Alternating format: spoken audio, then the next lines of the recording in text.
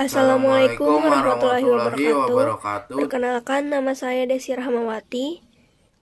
Di sini kami akan menjelaskan tentang sistem konsinyasi berdasarkan pada kebutuhan dan keinginan lingkungan pasar lokal. Yang pertama ada pengertian konsinyasi.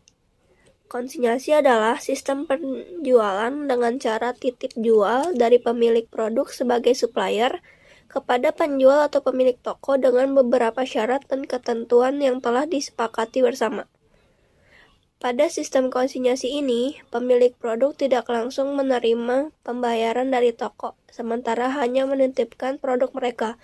Kemudian jika ada konsumen yang membeli produknya, baru pembayaran dilakukan sejumlah banyaknya produk yang terjual.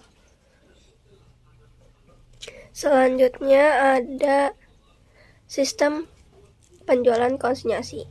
Sistem penjualan konsinyasi ini adalah salah satu sistem transaksi penjualan di mana terdapat suatu perjanjian antara dua belah pihak yang berisi penyerahan barang atau produk dari pihak pertama atau pemilik barang kepada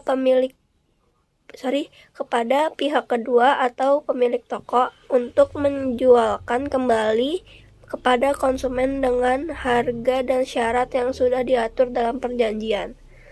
Nah, dalam perjanjian ini biasanya pihak kedua atau pemilik toko akan mendapatkan komisi dari pihak pertama atau pemilik barang jika barang atau produknya laku terjual.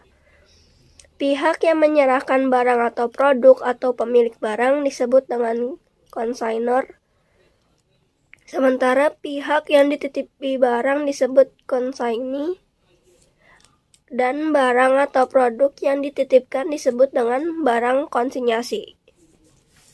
Nah, pada sistem konsinyasi ini mirip dengan sistem dropshipping.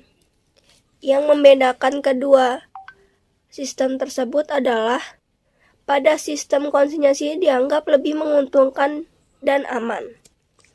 Nah, pada penjualan makanan dapat menggunakan sistem konsinyasi ini, tetapi harus diperhatikan jenis makanannya dan masa kadaluarsanya. Sebaiknya jangan menitipkan kue dan jajanan pasar makanan terlalu banyak karena kue dan jajanan pasar ini cepat basi. Jadi perlu melakukan tes pasar apakah penjualan ini berjalan bagus atau tidak.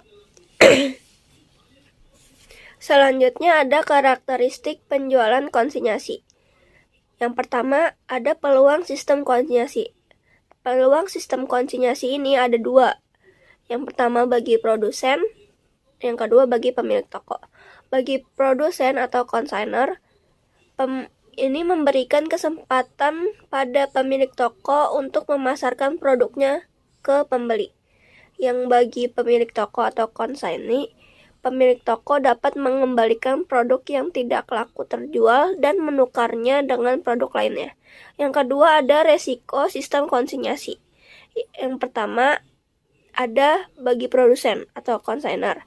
Produsen perlu memberikan imbalan, hadiah atau komisi yang menarik kepada pemilik toko yang telah menjualkan produknya. Yang kedua ada bagi pemilik toko atau consignee, yaitu tidak mendapat keuntungan atau komisi hingga barang titipan tersebut laku terjual. Di sini saya akan membacakan kelebihan konsinyasi. Yang pertama ada kelebihan konsinyasi bagi pemilik barang atau juga bisa disebut konsignor. Yang pertama menghemat biaya pelayanan dan penambahan tenaga kerja. Yang kedua lebih fokus pada bidang penyediaan produk. Yang ketiga memperluas pasar dan menghemat biaya promosi. Yang kedua keuntungan sistem konsinyasi bagi pemilik toko atau juga bisa disebut konsigne. Yang pertama resiko kerugian relatif kecil. Yang kedua stok barang bertambah. Yang ketiga mendapatkan keuntungan tanpa mengeluarkan modal. Sekian dari kelompok kami, kurang lebihnya mohon maaf. Wassalamualaikum warahmatullahi wabarakatuh.